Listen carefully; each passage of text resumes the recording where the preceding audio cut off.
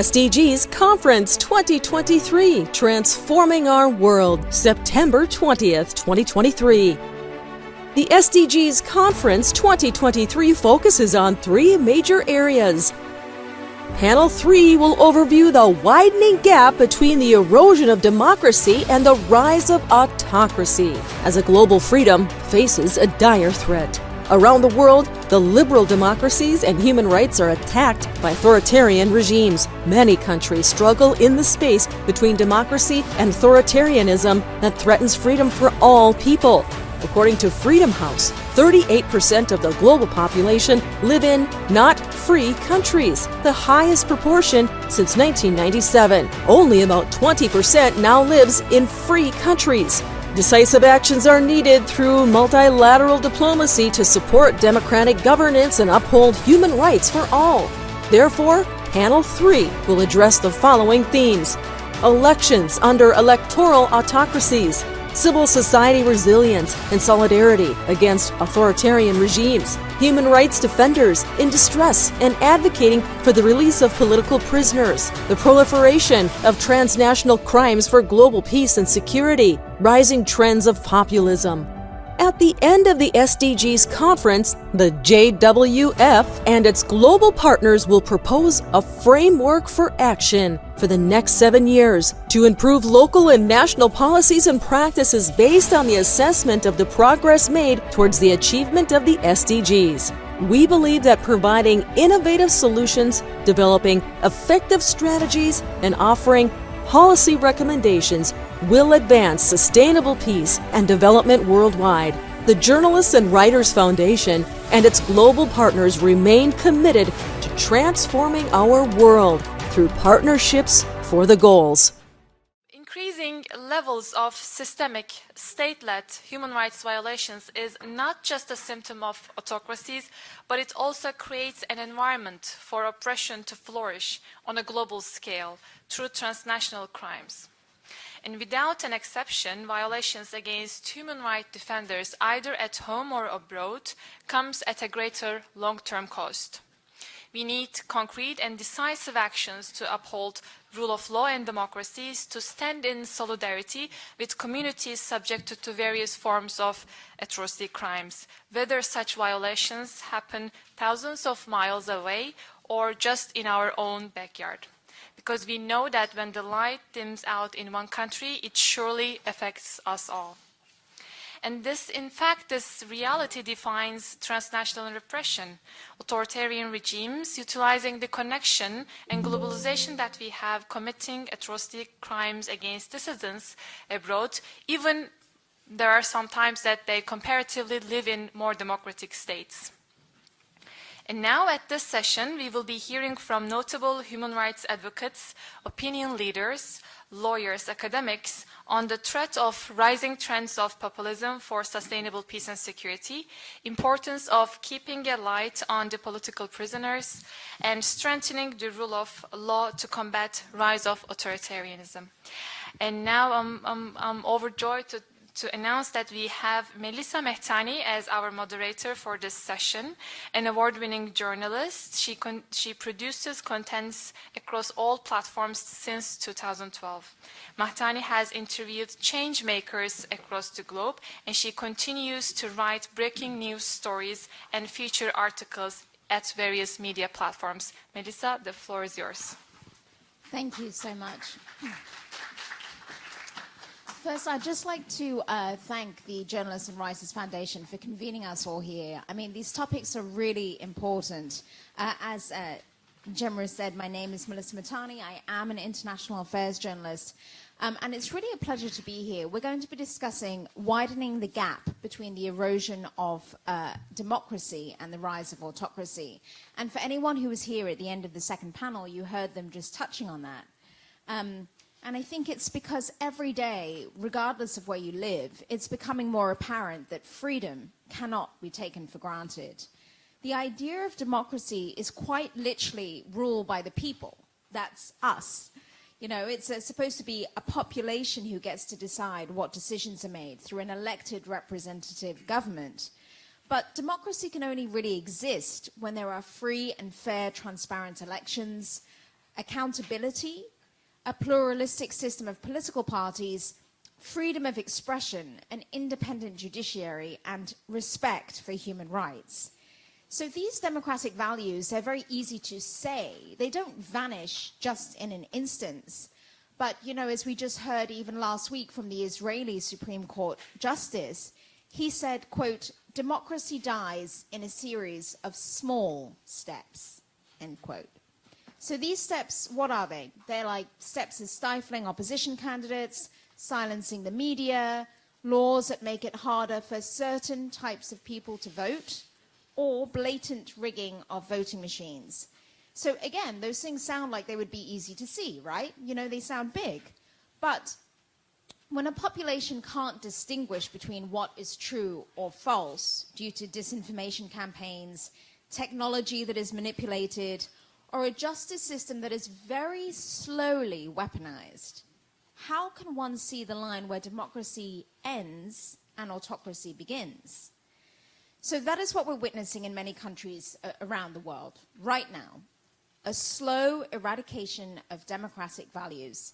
And this is in countries once cherished as stalwarts of freedom, like here in the United States, but others that were also seen as democratic once upon a time, like South Africa, India, Israel, and even in countries that are known autocracies like China, Venezuela, and Russia, we're seeing their leaders take more ruthless action and, more worryingly, work more closely together to build and strengthen global undemocratic factions that make it harder for the rest to break through. So we're going to hear from some speakers today from Afghanistan, Nicaragua, Brazil, Belgium, and America, about some of the warning signs that should give us all pause for thought. But equally, we're here today to think about solutions. And, you know, we're not sitting here talking about some planet in outer space. This is our world. And for those of us who do live and work in democracies, what can we do to strengthen them? And how can we shine a light on the injustices that we see in other countries? I really want everyone in here to think about the power that we do have, power to shape the communities in the world that we want to live in, and more importantly, the kind of world that we want to leave to future generations. As Nelson Mandela once said, quote, freedom can never be taken for granted. Each generation must safeguard it and extend it, end quote. So it's up to each and every one of us to do our part to make sure that freedom and democracy are rights that we enjoy, we strengthen, and we sustain. So I urge you, as you hear from our speakers today, to really think about the role that you can play, both individually and collectively, to strengthen democracy around the world. With that, I'd like to invite the Permanent Mission of Afghanistan to the UN, Mr. Naseer Faiq, to give us his remarks. Good afternoon. First of all, I would like to thank the organizers, the Journalists and Writers Foundation and its global partners, and the John Jay College. The John Jay College of Criminal Justice for convening us today. It's a very important subject, and it really deserves to be discussed in detail in a very timely time that we are discussing, or the General Assembly is, the world leaders are here to discuss global issues. Distinguished guests, panelists, and honorable members of JWF, and esteemed faculty of students of John Jay College, and respected delegates and participants who are joining us online. Today, I stand before you to address a pressing global concern that has come to the forefront of our collective consciousness in recent times. Drawing from recent words of the Secretary General of the United Nations, around the globe, old tensions fester while new risks emerge. Our discussion today, focusing on the widening gap between the erosion of democracy and the rise of autocracy, is situated within this very global canvas of mounting crisis. Across Africa, a continent with rich history and vibrant culture, we have observed unsettling political upheavals. The series of coups in nations like Niger, Mali, Chad, Burkina Faso, and Gabon signify a deeper regional struggle for democracy. As the Secretary General pointed out, the Sahel faces its share of disturbances with a series of coups, further destabilizing the region as terrorism gains ground. I would like to focus on my country, Afghanistan. I am sure you are well aware that nearly 20 years after being ousted from the power, the Taliban took over control of Afghanistan in August 2021. It has now been a little of 2 years, and there isn't the slightest ray of hope for a positive future for the 28 million people that are in dire need of humanitarian assistance. Among them are millions of Afghan refugees, disabled people, youth, and most importantly, women and girls. Speaking at this panel is very fitting for me, as the events that unfolded in Afghanistan serve as a stark reminder of the complex interplay between democracy and autocracy. I, along with the international community, have had to witness the slow yet appalling erosion of democracy in my beloved country. Under the Taliban rule, autocracy has been on a rapid rise, with them continuing to consolidate their power and authority through acts that intimidate, repress, restrict, and isolate the people of Afghanistan. They have returned to the draconian policies of 1990s by ethnic cleansing, forced evictions, among a lot more. The fall of Afghanistan to the Taliban raises pertinent questions about the fragility of democracies in the face of determined autocratic forces. Furthermore, it also highlights the vulnerability of democracies when confronted with extremism, corruption, and internal divisions. Our primary anguish lies with their treatment of women. Nearly 2 decades after women regained their rights, women and girls in Afghanistan have been again banned from receiving a quality education, from entering amusement parks, gyms, and sports clubs. Women have been banned from working in NGO offices. They quite literally have been wholly excluded from public offices and the judiciary. Today, Afghanistan's women and girls faced with a gender apartheid and gender persecution. They are required to adhere to a strict dress code and are not permitted to travel without a male guardian. The Taliban is systematically violating the rights of women and young girls while regressing with time and resorting to using cruel and inhuman practices. The rise of autocracies in the world, often under the guise of stability and security, poses a formidable challenge to the global order based on democratic values. Autocrats driven by personal interests and unchecked power disregard the rights and aspirations of their citizens. As per an Amnesty International report, the Taliban have directed collective punishment, particularly upon communities where the Taliban have established and deployed their forces. They have retaliated against former security and defense forces and targeted the civilian population to force submission and compliance, especially those suspected of being associated with former government. The list of war crimes and violations of international humanitarian law committed by the Taliban is long, and I don't want to calculate all of them or mention all of them. As we reflect on Afghanistan crisis, it's important to draw lessons that can guide us in addressing the widening gap between the erosion of democracies and rise of autocracies. First and foremost, it is crucial to recognize the nation-building efforts cannot be imposed from the outside. We recognize that bringing peace to our country is a responsibility that primarily belongs to us, the people of Afghanistan. Genuine democracy must emerge from within, rooted in cultural, historical, and social context of a nation. External interventions can support this process, but cannot substitute for it. Over the past 2 years, Afghans from all walks of life and age groups inside and outside Afghanistan are tirelessly working and raising their voices in defending their rights, hard-earned achievements of past 2 decades, and national values. In the past year, civil society women and youth groups and political parties have mobilized and begun organized political activity, while various groups present diverse views for a solution. The main objective is to converge under a national agenda that is based on the national unity.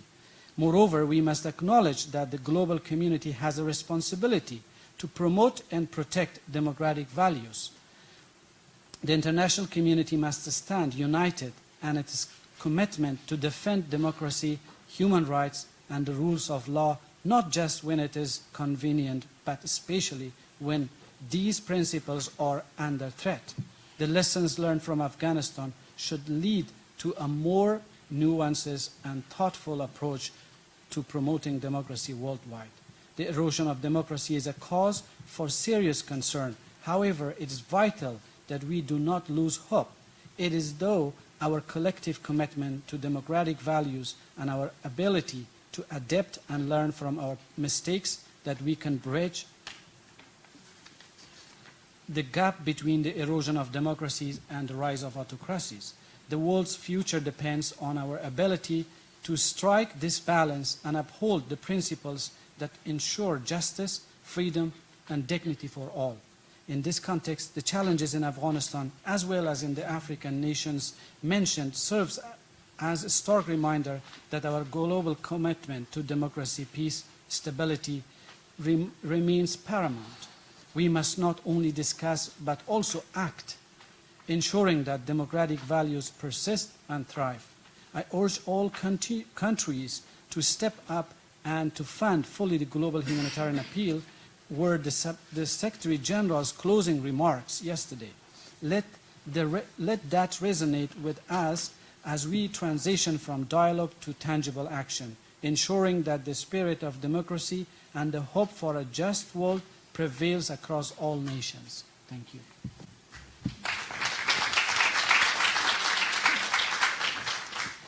Thank you very much. It is my pleasure now to welcome a good friend of mine, the human rights defender Berta Valle, who even came despite having dislocated her shoulder.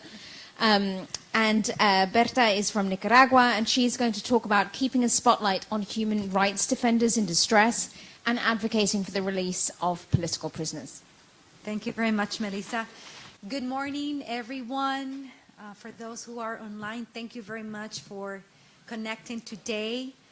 I'm honored to be here, and I also want to thank the Journalists and Writers Foundation for inviting me to this panel. I stand before you today as a human rights defender from Nicaragua, as a woman, as a wife of a former political prisoner, as a mother, but also as someone who has dedicated over 20 years to working alongside journalists and media outlets in Nicaragua. Over the course of my career, I have had the privilege of hosting television shows and serving as a general manager for a prominent television channel in Nicaragua. However, the most impactful chapter of my journey has been my involvement with Voces en Libertad, Voices in Freedom, over the last 5 years. Voces en Libertad was founded by a group of journalists in exile aimed at supporting those who were fleeing persecution under Daniel Ortega's regime. I'm deeply grateful for the opportunity to share light on a matter that is often overlooked: the personal sacrifices made by human rights defenders who currently stand on the front lines to protect our liberties, rights, and democracy in the face of an increasing authoritarianism around the world. And I want to be very clear that journalists are also human rights defenders, even though they might not always be recognized as such. Today, the contribution of journalists are more important than ever. Nicaragua is rapidly turning into a totalitarian regime, bringing with it death, destruction, and poverty. This authoritarian decline, which gained momentum in 2018 with a massive protest in the country, seeks to eliminate any space where democracy could survive, both in public or private spheres. Similar to North Korea and Cuba, this model has taken the lives of over 355 citizens, injured thousands, and forced hundreds of thousands into exile. Currently, we calculate there are 10% of our population that have come into exile because of the situation and violations of human rights in Nicaragua. In February of this year, the regime stripped the nationality from another 100 people, and this has also affected me, so currently I am stateless. Additionally, more than 1,200 people have been imprisoned and tortured for political reasons. My husband, Felix Maradiaga, was arrested by the Ortega's regime in June 2021. Although many political prisoners were released in February this year, including Felix and more than 200 others that were expelled to the United States, it is essential to remember that there are still more than 80 political prisoners in Nicaraguan's jails, including Bishop Monsignor Rolando Alvarez, who was sentenced to 26 years in prison. Despite the tremendous effort of the global community, Daniel Ortega and Rosario Murillo continue to commit severe human rights violations and crimes against humanity that surpass even those experienced during the civil conflicts of our recent story. This is a painful reality to witness, and urgent action is necessary to bring an end to these autocracies. The Ortega's regime has engaged in extrajudicial killings, torture, arbitrary detentions, and all manner of violation of our civil and political rights.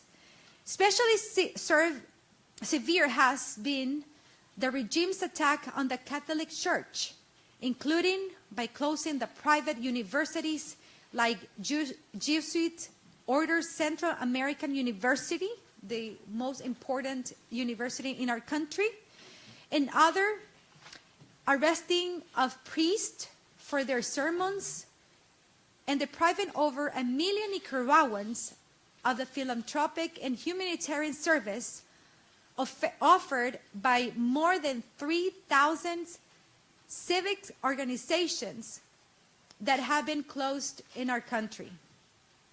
In the last 16 months, over 20 private universities have been closed, and media outlets face censorships.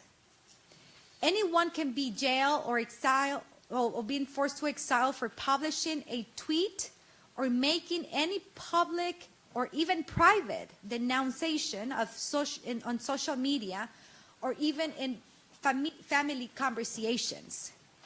The totalitarian model has taken a further step, as the confiscation of properties from individuals, businessmen, and private parties have become common throughout the country. Any attempt to protest can be met with death, exile, or imprisonment. Nicaragua is it's right now at a turning point.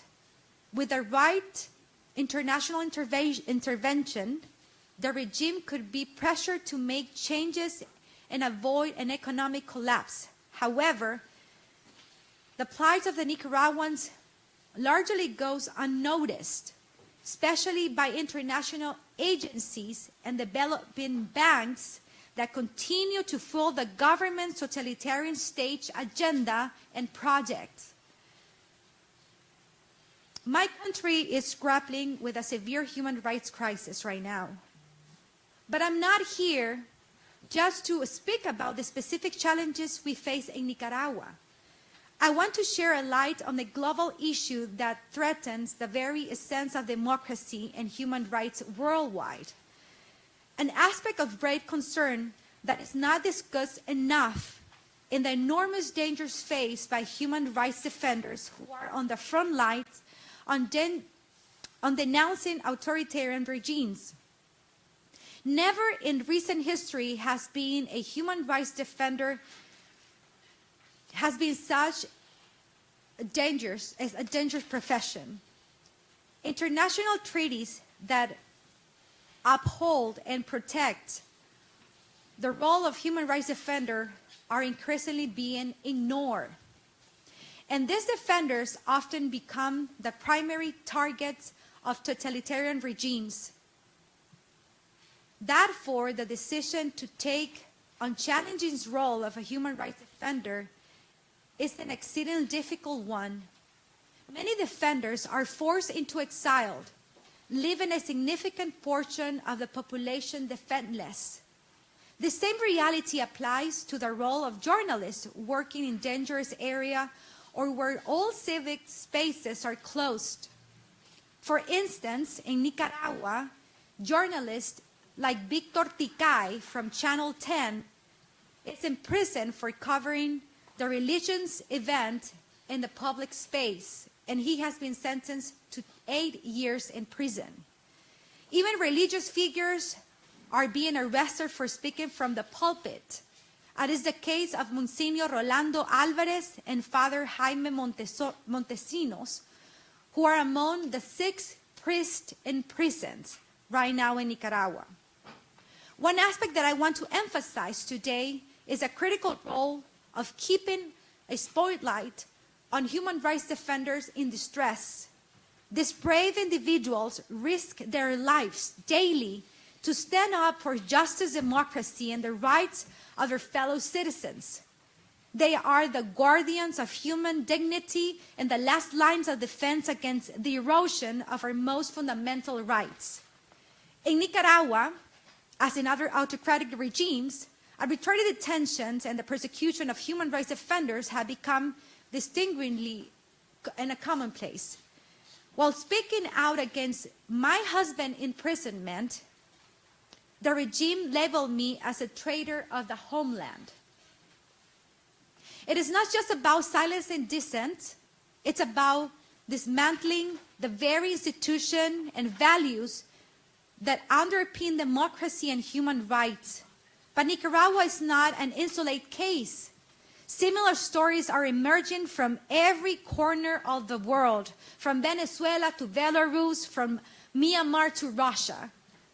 The rise of authoritarian regimes and their united front poses a grave threat to global peace. When dictators collaborate and support each other, they not only perpetrate suffering within their own countries, but also export their tactics, undermining the foundation of democracy and human rights everywhere. The world cannot afford to ignore this trend. Allowing one dictator to abuse the rights of his citizens with impunity shows other dictators around the world that they can do the same too. We as human rights defenders and advocates must work together to ensure that the world does not turn a blind eye to the plight of those stand for freedom and justice. We must amplify the voices of those in distress and hold autocratic regimes accountable for their actions. It is our collaborative responsibility to keep the spotlight on human rights defenders in peril, for they are the beacon of hope in these troubled times. By sharing a light on these struggles, we do not only empower them, but also send a clear message to autocrats that the world is watching, that their action will not go unnoticed or unchallenged. We must leverage our collective strength to pressure governments, institutions, and international bodies to take and stand for democracy, human rights, and the rule of law. In conclusion, the widening gap between the erosion of democracies and the rise of autocracies is a global crisis that demands a united response. We must recognize that the dramatic increase in transnational crimes is not confined to the border of any nation. It threatens the peace and prosperity of the entire world. By keeping a spotlight on human rights defenders in distress, we can raise awareness, build solidarity, and take concrete action to protect the values we hold dear. We know we are strongest when we stand together to confront the obstacles we face. Let us remember that the struggle for human rights is not confined by borders or political ideologies. It is a shared responsibility, a universal cause that unites us all. Together, we can be a powerful force for change, working tirelessly to ensure that democracy, freedom, and human rights prevail over autocracy and oppression. Thank you very much. Thank you so much, Berta. We had a comment that came in. We had a couple, but one from Krishna Somana, who said, as a human rights activist myself, I'm horrified to hear about the extent to which human rights are violated in Nicaragua, and express my warmest sympathy for Mrs. Valle and for other people in Nicaragua who are being persecuted in such a manner. So thank you for your comment. We do have some others, but like I said, I'd like to get through everyone. So thank you again, Berta. So next, to talk about the rising trends of populism and the threats that populism poses to global peace and security, we're going to hear from Guilherme Casarões, probably didn't pronounce that right, but Professor of Political Sciences and International Relations from Brazil. Thank you. Good afternoon, everyone. First of all, I'd like to thank the Journalists and Writers Foundation and the Brazilian Institute for Intercultural Dialogue, who has brought me to the session here in New York. It's my second time here, and I'm thrilled to be here again. I'm going to divide my talk in 4 parts. The first 2 parts are going to address populism more broadly as a concept. And then in parts 3 and 4, I'm going to address my specific topic more specifically, which is populism as a threat to global peace and security. In the first part, I think it's convenient to discuss what populism is and what populism is not. I'm drawing here on the very well-known works of Professors Kaz Moody and Benjamin Moffat, who have struggled over the last few years to define populism. And even though there's still an ongoing debate on the nature of populism, whether, for example, it is an ideology or a political strategy, I'd say that its features, its core fundamental features are well known. And they are 3. First of all, populists, they divide societies in very binary terms, generally between the true people versus the corrupt elite, or in some cases, pure good versus pure evil. By doing so, populists advance a view of politics as war, in which the other, such as activists, for example, must be defeated or even eliminated. The second feature of populism is that populists despise technocrats and democratic institutions at large. They want to tap into the common sense of the average person. They despise members of the political realm who have not been elected, for example.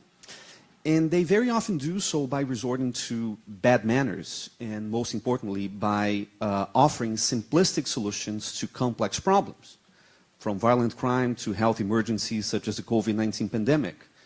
If you have a look, for example, at the countries with the worst records of COVID-19 related deaths over the last 3 years, I'd say all those countries are currently or have been ruled by populists altogether. The third feature of populism is that populists thrive on chaos and insecurity.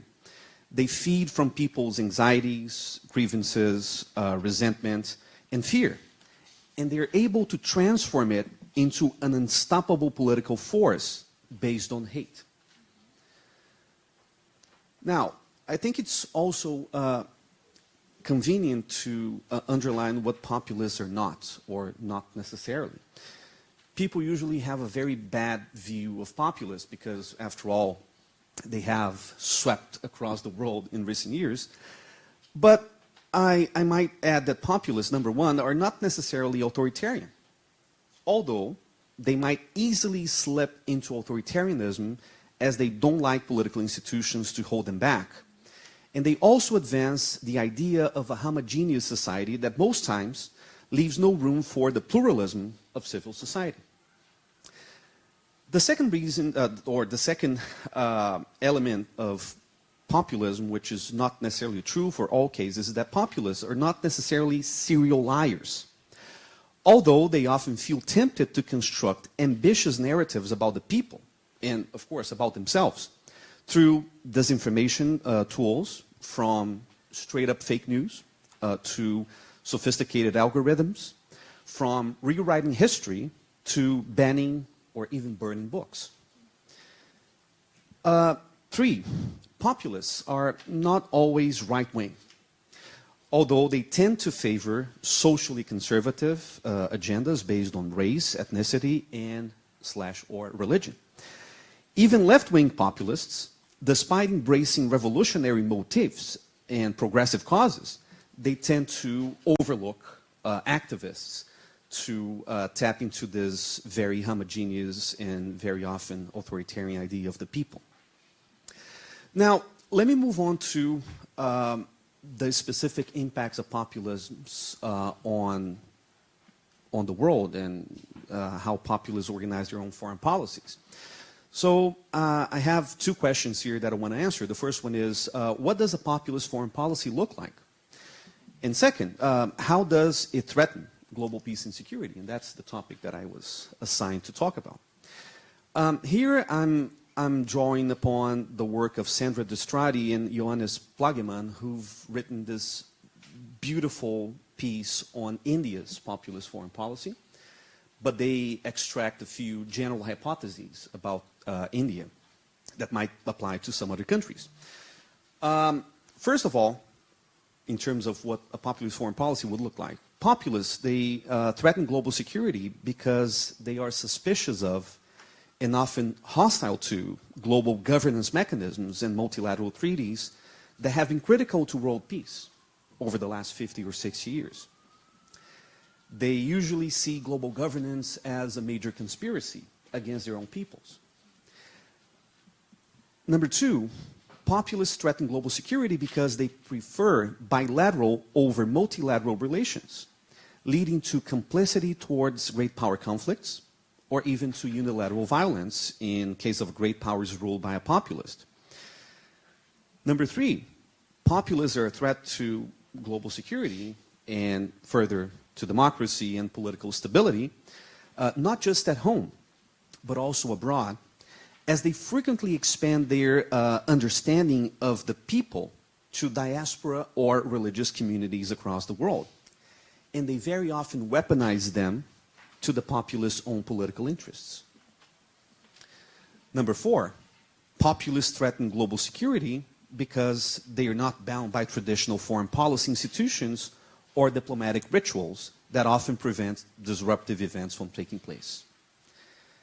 Number 5, populists threaten global security and stability because they are able to permanently mobilize their people against democracy, fundamental rights, and basic freedoms.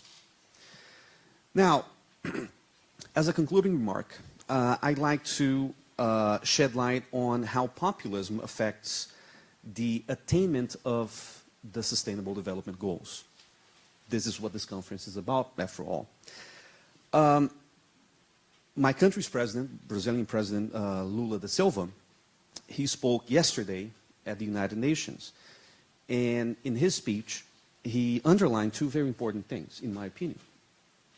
The first thing that he said in the middle of his remarks was that the SDGs are the UN's most ambitious initiative, but it may become the United Nations' most shameful failure if countries do not cooperate wholeheartedly and urgently.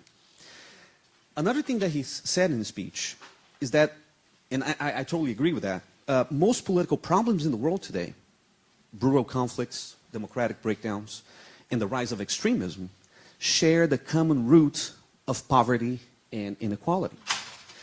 And even though populists are not necessarily against ending poverty and hunger, which are goals 1 and 2, they will only commit to cooperation if there's no one else to blame. It's very easy for populists to turn a blind eye to problems at home and say it's the imperialism is to blame, or something, globalism is to blame, or things like that.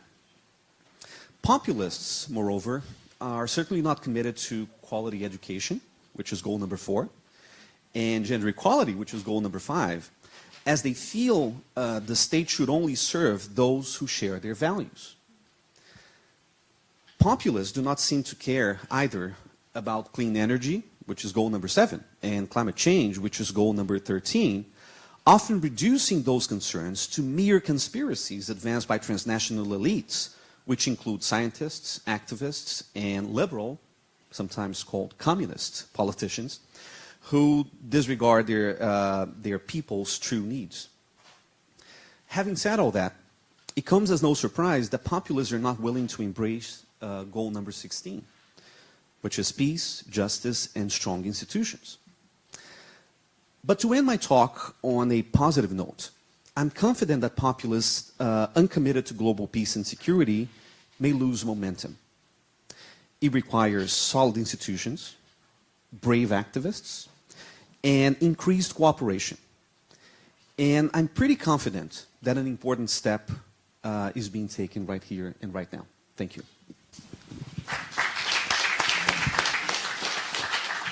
Thank you. Johan, I'll hand it over to you. Thank you very much. I'm also very honored and happy to be here and to be able to share some thoughts. I'm an international human rights lawyer, together with my team of 35 people. We work on different human rights problems in the world, going from Iran to the situation of the Uyghur people. And also, sadly enough, we have worked a lot on Turkey the last 7 years. And it is in light of these experiences that I want to make some reflections that I want to share with you, particularly in regards, or with regards to the 16th Sustainable Development Goal. You just mentioned it, the need for more peace, more justice, and also stronger institutions. Because we see that in today's world, the rule of law is under threat. It's under pressure. And there is one specific tendency that I want to highlight that is really close to my heart, and it's a tendency that concerns abductions.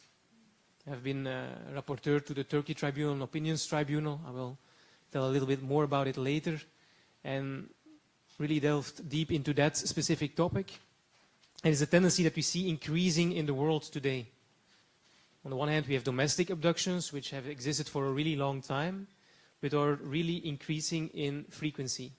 And we have one first-hand victim sitting here, sadly also enough, on the panel. But these techniques are used to eliminate political opponents in most cases, or in any event, critical voices towards the regime. But there's also some other tendency that is, in a way, newer, but it's increasing very, very rapidly, and that concerns international abductions, where countries do not limit themselves to their own boundaries, but they go abroad to eliminate the people who were thinking that they were safe, who were thinking that they could construct a new life, and suddenly they are captured and illegally brought back to their home countries, where they were tortured, and so on. And so we see that tendency arising. If I take the example of Turkey, in the last 7 years, Turkey has abducted from other countries, in total 23 other countries, critical voices, people who they consider to be opponents of the regime. So if you think about it, that's like 1/9 of the countries of the world have been working together with Turkey to eliminate critical voices that in fact they have nothing to do with, but because it concerns a purely Turkish affair.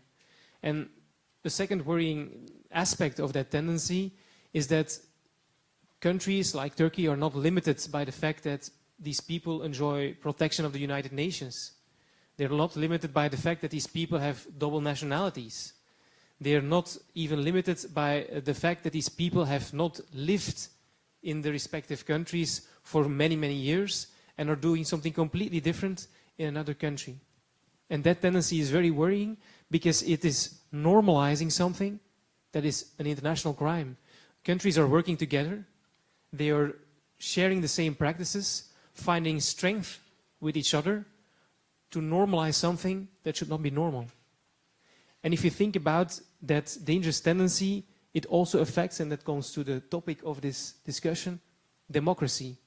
Because it forces different countries, by working and collaborating on these practices, towards a more authoritarian regime, a more authoritarian way of working and thinking. And so, if you think about what we can do about it, how we can solve that issue, there's different actors that can and should intervene. And one of these actors is, of course, civil society. I've seen it in the past. If they're quick to react and they intervene immediately after someone has been abducted, they mobilize the international community. Sometimes you can stop the abduction and people are released again. You also have human rights defenders who, when people disappear, they start litigating. In the host state, for instance, or in the country where the person has been abducted, to challenge the judges to release the person, to help them to find the person. And we have also seen that happen in different countries, notably in countries that were working together with Turkey. But then if a person disappears, that means that they end up in these secret detention facilities where they are tortured and abused. Then it's also important to really take action. And human rights defenders, they do that by filing, for instance, complaints to the United Nations Human Rights Committee that then renders provisional measures and then impose pressure on the different countries to release the people or at least make them resurface in the normal official judiciary system. And then eventually, if the people resurface, most often that happens after a few weeks, but more often it's a few months, few years, and sometimes they never resurface again. It is important to get these people released as quickly as possible because they are pressurized in not talking about what they suffered, about not sharing the torture experiences that they have gone through. And so it's only when they are out that they can fully speak up and let us know what happened to them. But these categories of people will be more familiar to you. You will probably have thought about these categories yourself. But there is one category of people that we tend to forget, and they're really, really important. And these are judges. Because judges have a huge responsibility in stopping these international crimes. Because of the fact that if in a democracy you see that there's a shift towards an authoritarian regime, a strong institutional and judicial framework can stop this democracy of being lost. And we see often that when there is this strong judicial backbone, democracy, even if it will be harmed, manages to survive for a number of years. But it is at the moment that the judicial backbone gives up that democracy disappears at a lightning speed. And so it is really important to also focus on the judges. And if I take the example again of Turkey, the last number of years, thousands and thousands of people who have been convicted to long, long sentences. We have spoken about it, 8 years, but sometimes way, way, way longer, to very long sentences on the basis of empty case files. If you open it, there's nothing in there. And if there is something in the case files, it's evidence that a first-year law student would see that it's not credible at all, but still these judges, they convict the people and put them in prison. And I do not want to completely destroy the very honorable profession of being a judge, because it's a very important profession. And I know it's not easy what they have to do, but because I've also seen lots of cases where judges were arrested in their courtrooms. I have one case that comes to my mind where a judge took a decision which was not in favor of the government policy. He was arrested in his courtroom, replaced by another who did the same thing because of the fact there was nothing in the case file. So they said this person should be released. He was also arrested. And then the third one who came in, he saw his two colleagues being escorted to jail, and he came to a different conclusion. But I know that it's not easy, but if you take on that responsibility, you have to make a choice. Either you do it properly, or you don't do it at all.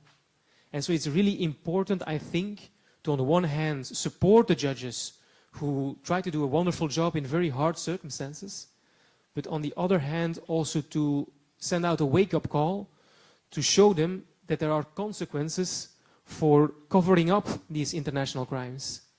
And just to give you some examples, what we have tried to do, because it's a very complicated thing if you look at it from a distance, we for instance created a Turkey tribunal where we gathered, it's an opinions tribunal with not legally binding powers, but we brought together judges from all over the world, from all continents, people with lots of experience, and we presented to them 5 topics of serious human rights violations in Turkey. They looked at it independently, and they came to a conclusion that crimes against humanity are being committed in Turkey. And notably, they dedicated a lot of attention to the judges who are assisting, covering up these crimes, or not investigating the crimes that are being committed, for instance, in Turkey. Consequently, we also filed a complaint to the International Criminal Court in this context, because it was remarkable. The Turkey tribunal was followed by 2 million people, and the most feedback that we got, reactions from the audience, came from judges who were asking, will there be consequences for me? Will I be held accountable because I'm functioning in this defunct system? And so for us it showed that the work that we were trying to do, that it had an impact, that it could change something.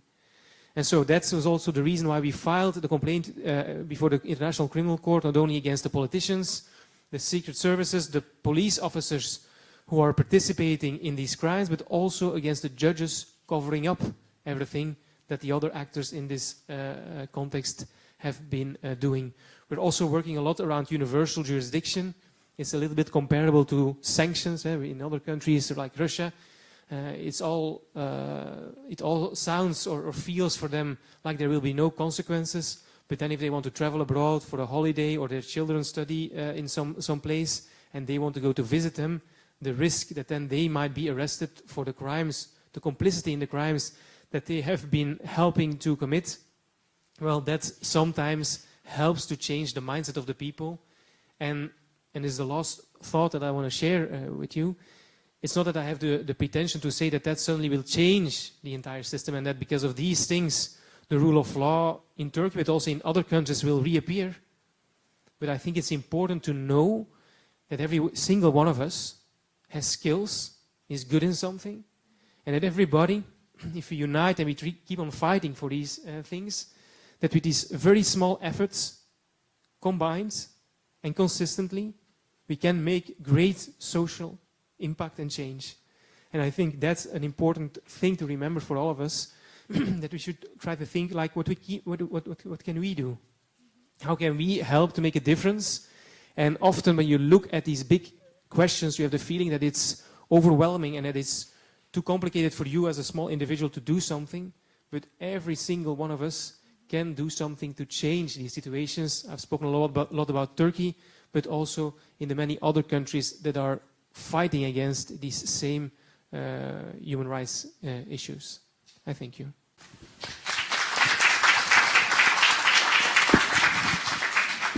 Thank you very much, Johan. And in my presentation, I will talk about the relationship between populist leaders and public administration. And a brief introduction about myself. I'm representing here the European Center for Populism Studies. It's a Belgium-based think tank that's focusing on populism. Initially, it started in focusing populism in European Union countries, then it expanded its scope to the entire world. And I'm also an associate professor of public administration at Sam Houston State University. So liberal democracy is in decline across the world, even in countries like the United States and some European Union countries. And a lot of people pay attention to why people elect populist leaders, why populist leaders become so famous and so on.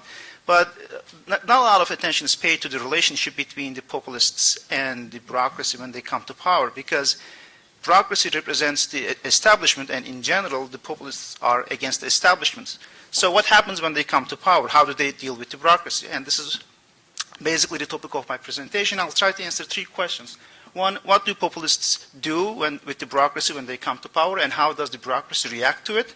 And 2, should elected leaders not have control over the bureaucracy? And 3, does too much bureaucratic autonomy cause a rogue bureaucracy? In other words, the deep state. That's I know, a loaded term, but I want to touch that term in this presentation. I want to emphasize one thing. I'll give lots of examples from the United States. It's because whatever happens in here makes a lot of impact in the rest of the world. And if you go back to this picture, you see Donald Trump's picture in the back of some person's T-shirt. Do you know where this picture was taken? It's not in the United States, it's in Italy. And it's from a rally by a political party called Liga. I think people who are familiar with Italian politics know this name. So I'll give examples from United States quite a lot, from Donald Trump's presidency, and I'll also give some examples from Turkey and other countries as well. So how do populists deal with the bureaucracy? They do 3 things in general. I'm generalizing here. They do sideline or ignore. They dismantle or try to dismantle the bureaucracy, or they try to capture and use it. They actually use a combination of these 3 tactics. It depends on what part of the bureaucracy they are dealing with. And let me give you examples of each of these. And before moving into the examples, let me explain how they do this. They do 3 things. First, they change the structure of the bureaucracy. They'll change the budgeting part of the bureaucracy. They take money from the organizations they don't like, and they give money to the agencies they like more. They cut the personnel from agencies they don't like, and they give more personnel to the agencies they like. And they change the culture. They change organizational norms. They change values, and they try to criticize. They try to silence the criticism coming from the bureaucracy, especially political expertise. And they also try to overcome the accountability mechanisms by relying heavily on executive decrees. So first thing is dismantling bureaucracy. Some examples from Trump's presidency. When Trump came to power, his chief strategist, his name was Steve Bannon, and his first promise was to dismantle the administrative state in the United States. That's the federal bureaucracy. Of course, Steve Bannon did not stay in Trump's team for long. He had to leave, but his impact continued in his presidency. The last thing Donald Trump did was introduce a policy called Schedule F, and that basically turned all the career politicians at the top level into career bureaucrats into political appointees, which is basically turning people into puppets of the president. The column on the right is from an example from Turkey. After 2016, a failed coup attempt, the president of Turkey, he fired thousands of people from the bureaucracy. And most of the people that were fired from the bureaucracy were not even related to the military at all, because this was a military coup, but the people fired were first judges and prosecutors, college professors, teachers, and people in other parts of the bureaucracy, and they were mostly at the top level. So purging the top level of the bureaucracy basically made the bureaucracy basically a lapdog for Erdogan administration. This next thing is sidelining the bureaucracy. This is a embarrassing episode from Donald Trump's presidency. There was a hurricane approaching the U.S. mainland in 2019. It was called Hurricane Dorian.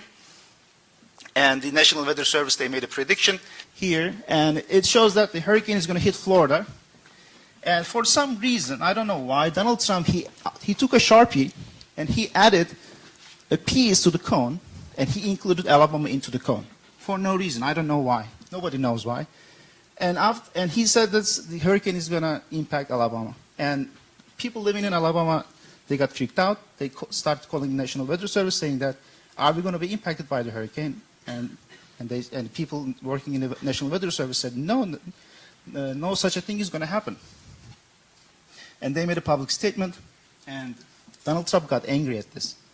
So he called agency heads, he threatened them, and eventually the NOAA, they made a public statement, unsigned public statement, saying that, well, the hurricane might hit Alabama as well.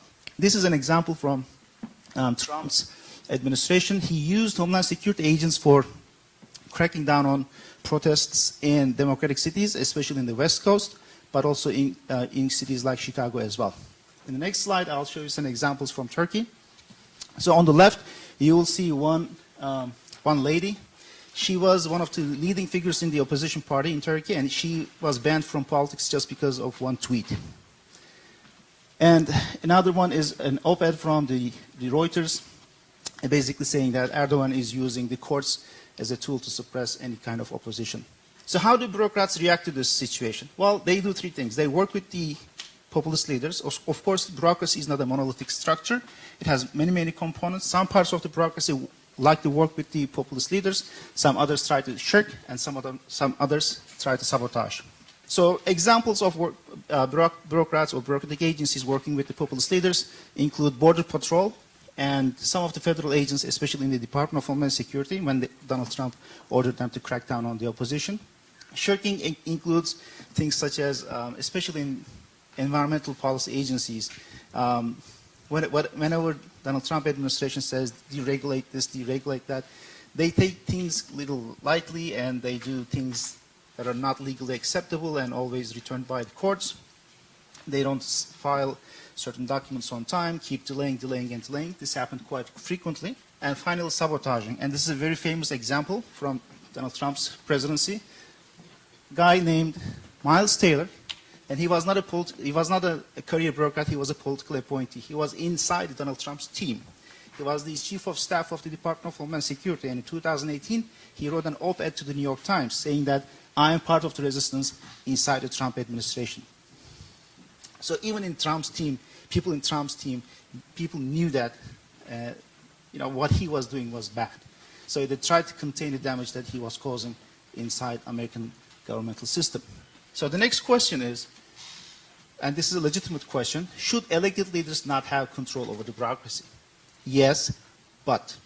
So there is no single solution on the question of how much political autonomy, how much political control over the bureaucracy and how much bureaucratic autonomy we have to give. But there's, and the answer to this question depends on one country to another one.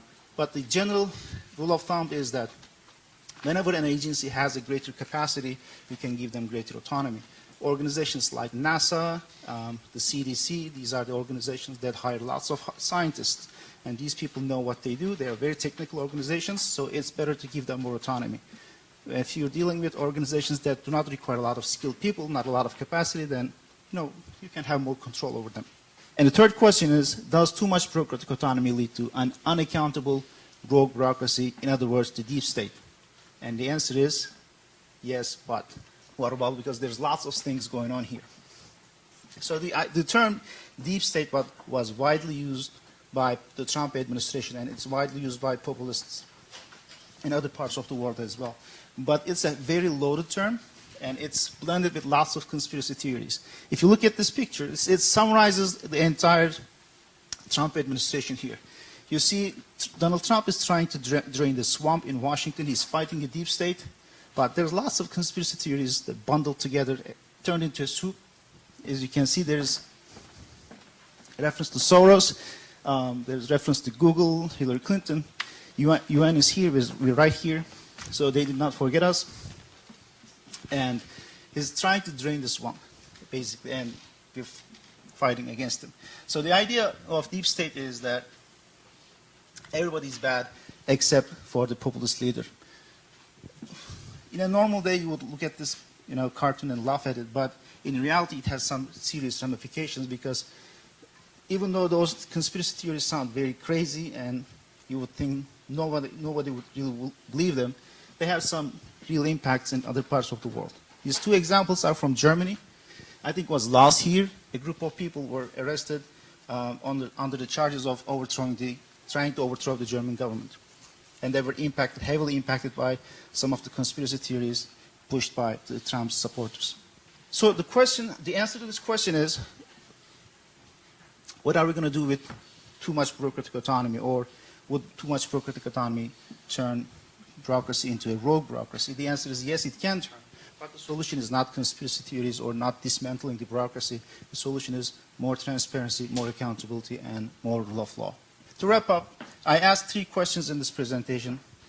The first one is, what do populists do when they come to power with regard to their relationship to the bureaucracy? They do 3 things. They ignore, they work with, or use the bureaucracy, and they try to dismantle it. And in reaction, bureaucrats work with the populist leaders, and they shirk, and they try to sabotage. And the next question is, should an elected leader not have control over the bureaucracy? The answer is yes. But the level of control depends on the capacity of the organization. And finally, does too much bureaucratic autonomy lead to an unaccountable rogue bureaucracy? Yes, it can, and the solution is more transparency, accountability, and the rule of law. Thank you very much, and I'll be happy to answer your questions.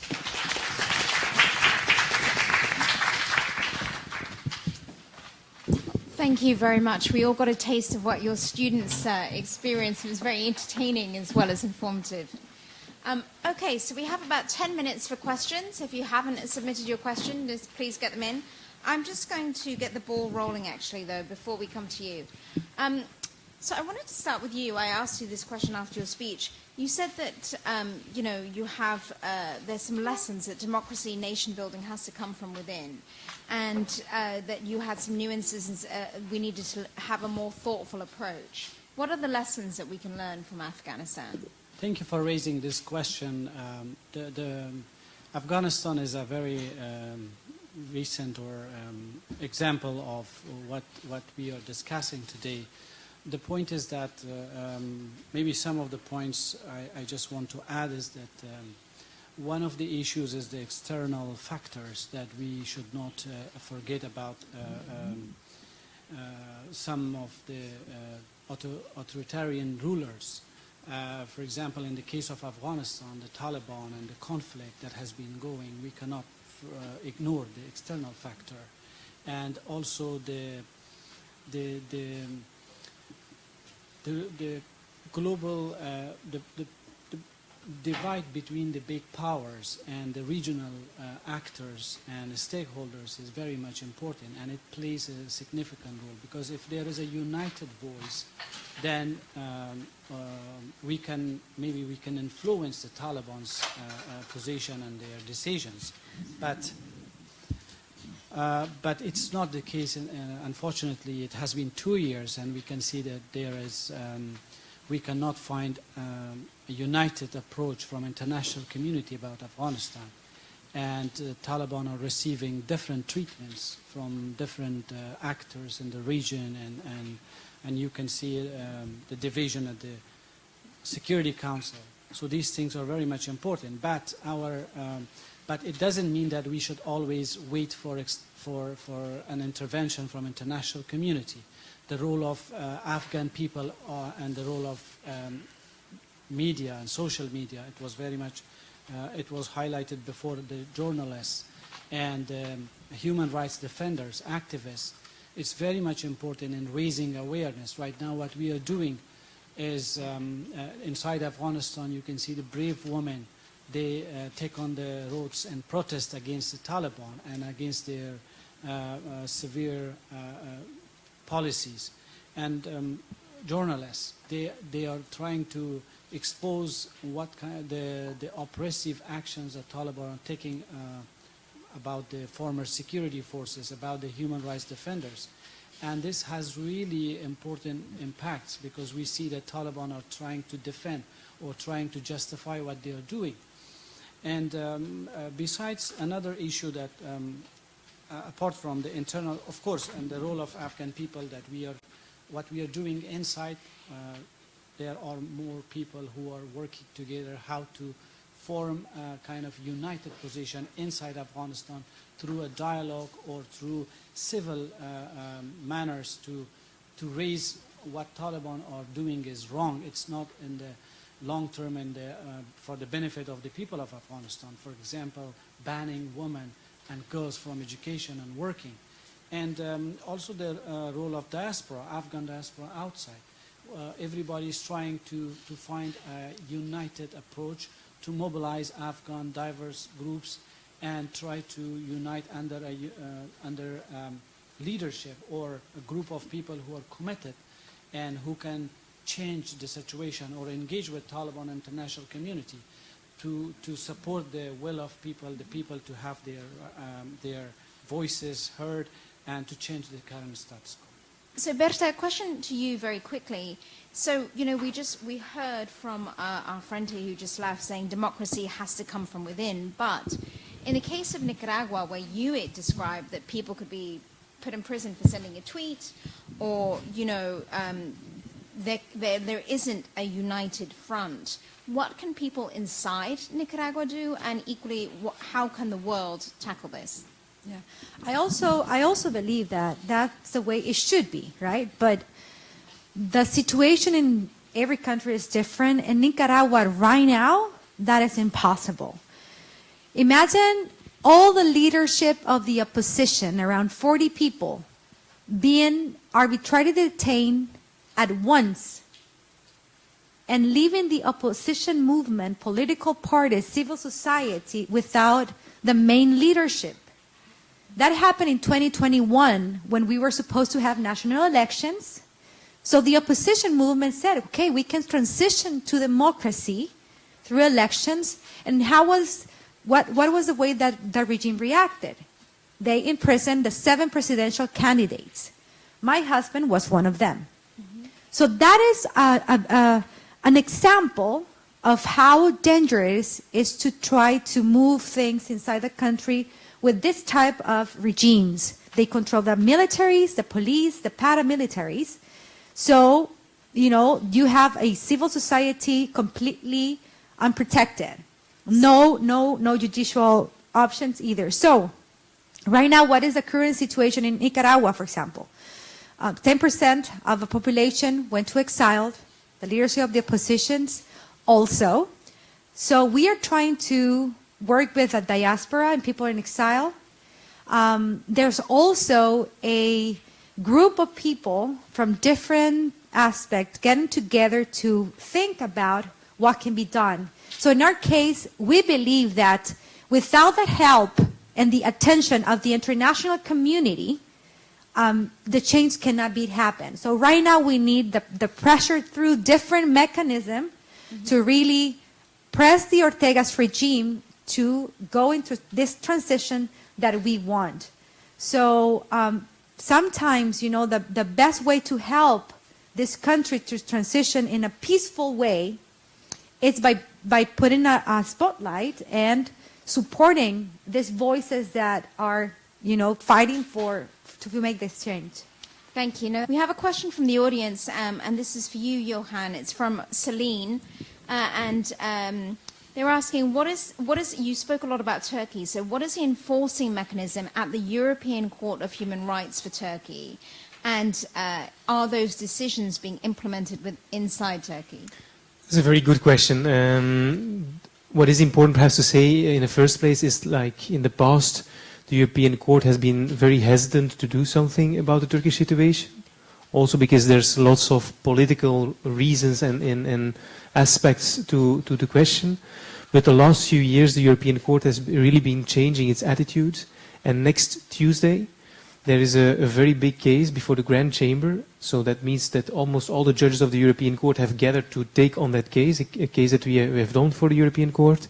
And there, hopefully, the European Court will put in a framework for the procedures in the future, the right to a fair trial, how it should be implemented in Turkey. And if we get such a decision from the European Court, that is not to say that from one day to another it doesn't work that way, sadly enough, in international criminal law or in international human rights law. If that framework is created, then the European Court will keep on following up whether Turkey implements its obligations, and then it will be a big effort of all these organizations, civil society, human rights lawyers, politicians, international community, to put pressure on Turkey to start respecting the rule of law. I think that an important statement in that regard was already made when Turkey recently requested that certain people were extradited to them from Sweden. Otherwise, they would block the accession of Sweden to the NATO, and that the European countries refused to do so. So I think that the European Court is now slowly shifting, but there's still a long way ahead of us. Fateh, last question to you to close us out. You mentioned that in civil society, you know, that bureaucracy can become rogue, and so there needs to be more transparency. That's what you said. Yes. So to close us out, what can people in here do to ensure that civil society, because civil society was supposed to be a part of it, right? Mm-hmm. How can they put pressure on organizations to be more transparent? That's a very good question, also a difficult one, because, again, bureaucracy is not a monolithic structure, and it has lots of different components. I'll give you examples from the US. And in the US, we deal with police violence. And people demand police officers to wear body cameras, especially when they're responding to some violent crime scenes. It's not applicable to every single situation. One thing maybe we can, and this is something that one of my colleagues has recently started voicing quite loudly, is looking at administrative burden on people who are receiving services from government agencies. Whenever they request, let's say, information or assistance or human services and so on, everything in this procedure should be easy and accessible for people to understand, complete, and get what they want from those government agencies. This is one thing that I can tell you. The other thing is, it might not be applicable for all countries, but representative bureaucracy can be something we should take into account when we're shaping a bureaucratic structure. Whenever we hire people, we have to make sure that the people we hire represent the people they're going to serve. If you're serving a large African-American population, why not hire people of the same background? And you can generalize this example to other, other societies. So thank you. I would like to extend a big thanks to all of the speakers here who I think have been fantastic. I'm sure you can connect with them online for the other questions that you have. A big thank you again to JWF for hosting us. And I will just leave saying that I think, there's a lot to digest having heard from all of these people, but by the very nature that you are sitting in this room, and for those of you at home, just remember that you all have agency and power, and hopefully this has shown you that you can do quite a lot with that, and I hope that you will. Thank you.